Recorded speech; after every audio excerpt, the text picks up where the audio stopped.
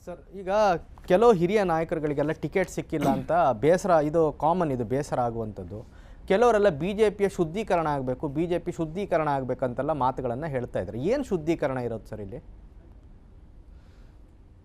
ನೋಡಿ, ಯಾರು ಟಿಕೆಟ್ ತಪ್ಪಿದೆ ಅಂತಕ್ಕಂಥದ್ದು ಅದು ಕೇಂದ್ರದ ಹಿರಿಯರು ತೀರ್ಮಾನ ಮಾಡಿದ್ದಾರೆ. ಅದು ಶುದ್ಧೀಕರಣ ವಿಚಾರ ಬಂದಾಗ ನಿಜ ಒಂದು ಪಕ್ಷ ಬೆಳೀತಾ ಇದೆ, ಇನ್ನೂ ಕೂಡ ಎತ್ತರಕ್ಕೆ ಬೆಳಿಬೇಕಾಗಿದೆ ರಾಜ್ಯದಲ್ಲಿ ಭಾರತೀಯ ಜನತಾ ಪಾರ್ಟಿ.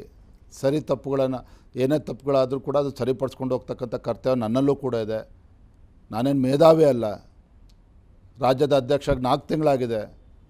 ಏನು ಸರಿಪಡಿಸ್ಕೋಬೇಕು ಅದನ್ನು ತಿಳಿಸ್ಲಿ ಹಿರಿಯರು, ಅದನ್ನು ಸರಿ ಮಾಡ್ಕೊಂಡು ಹೋಗ್ತಕ್ಕಂಥ ಕರ್ತವ್ಯ ನನ್ನಲ್ಲೂ ಇದೆ, ಅದನ್ನು ಮಾಡ್ತೇನೆ. ಸರ್, ಈಗ BJP JDS ಒಟ್ಟಿಗೆ ಎಲೆಕ್ಷನ್ಗೆ ಹೋಗ್ತಾ ಇದೆ. ಮೇಜರ್ ಆಗಿ ಲಿಂಗಾಯತ ಮತ್ತು ಒಕ್ಕಲಿಗ ಅಂತ ದೊಡ್ಡ ಸಮುದಾಯಗಳಿಗಷ್ಟೇ ಹೆಚ್ಚಿನ ಪ್ರಾಶಸ್ತ್ಯ ಅಂತ ಹೇಳ್ತಾ ಇದ್ದಾರೆ. ಉಳಿದ ಸಮುದಾಯಗಳಿಗೆ OBC ಇನ್ನೊಂದು ಮತ್ತೊಂದಕ್ಕೆ ಅಷ್ಟು ಪ್ರಾಶಸ್ತ್ಯ ಇಲ್ಲ ಅಂತ ಹೇಳುವಂಥ ಟಾಕ್ಸ್ಗಳಿದ್ದಾವೆ.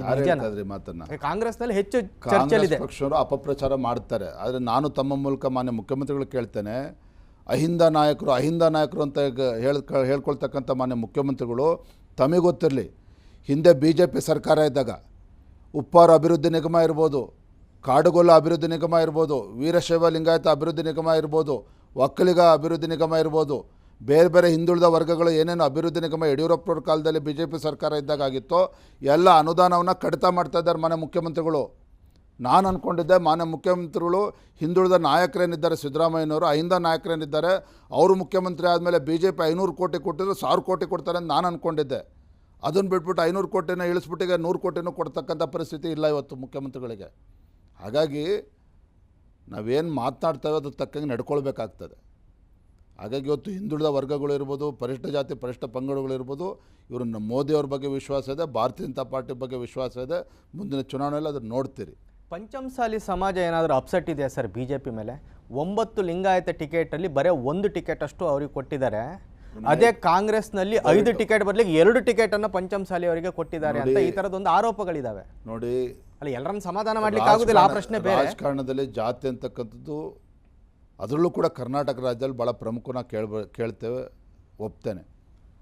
ಆದರೆ ಲೋಕಸಭಾ ಚುನಾವಣೆ ರೀ, ಇವತ್ತು ಹುಬ್ಳಿ ಧಾರವಾಡಲ್ಲಿ it's the Lingayat dominated constituency. Pralhad Joshi ಅವ್ರು ಗೆಲ್ತಾ ಇಲ್ವಾಗಾದರೆ ಯಾಕೆ ಗೆಲ್ತಾರೆ? ಪ್ರಹ್ಲಾದ್ ಜೋಶಿ ಅವ್ರು ಮಾಡಿರ್ತಕ್ಕಂಥ ಅಭಿವೃದ್ಧಿ ಕೆಲಸ ಕಾರ್ಯಗಳು. ಇವತ್ತು ಯಡಿಯೂರಪ್ಪನವರೇ ಶಿಕಾರಿಪುರ ಕ್ಷೇತ್ರದಲ್ಲಿ 9 ಬಾರಿ ಸತತವಾಗಿ ಗೆದ್ಕೊಂಡು ಬಂದರು. ಯಾಕೆ ಗೆದ್ಕೊಂಡ್ಬಂದರು? ಇವತ್ತು ಪರಿಶಿಷ್ಟ ಜಾತಿ ಪರಿಶಿಷ್ಟ ಎಲ್ಲರೂ ಕೂಡ ಆಶೀರ್ವಾದ ಮಾಡ್ತಾಯಿದ್ರು ಯಡಿಯೂರಪ್ಪನವ್ರು. ಕಾರಣ ಏನು ನೋಡಿ, ರಾಜಕಾರಣದಲ್ಲಿ ಜಾತಿ ಅಂತಕ್ಕಂಥದ್ದು ಮುಖ್ಯ, ಒಪ್ಕೊಳ್ತೇನೆ. ಆದರೆ ಈ ರೀತಿ ಬಹಿರಂಗವಾಗಿ ಜಾತಿಗಳ ಬಗ್ಗೆ ಮಾತಾಡ್ತಕ್ಕಂಥದ್ದು ದೇಶದ ಚುನಾವಣೆ. ಇದು ಗ್ರಾಮ ಪಂಚಾಯತಿ ಜಿಲ್ಲಾ ಪಂಚಾಯತ್ ಚುನಾವಣೆಯಲ್ಲಿ ಮಾತಾಡೋನು ಒಪ್ಕೊಳ್ತೇನೆ. ದೇಶದ ಭವಿಷ್ಯವನ್ನು ರೂಪಿಸ್ತಕ್ಕಂಥ ಚುನಾವಣೆ. ಹಾಗಾಗಿ ನಾನು ಈ ಸಂದರ್ಭದಲ್ಲಿ ಈ ವಿಚಾರಕ್ಕೆ ಮಾತನಾಡೋದ್ರ ಬದಲಾಗಿ ದೇಶದೃಷ್ಟದ ಯಾರೇ ಅಭ್ಯರ್ಥಿ ಆದರೂ ಕೂಡ ಗೆಲ್ಲಿಸ್ತಕ್ಕಂಥ ನಮ್ಮ ಪ್ರತಿಯೊಬ್ಬರು ಕಾರ್ಯಕರ್ತರ ಕರ್ತವ್ಯ.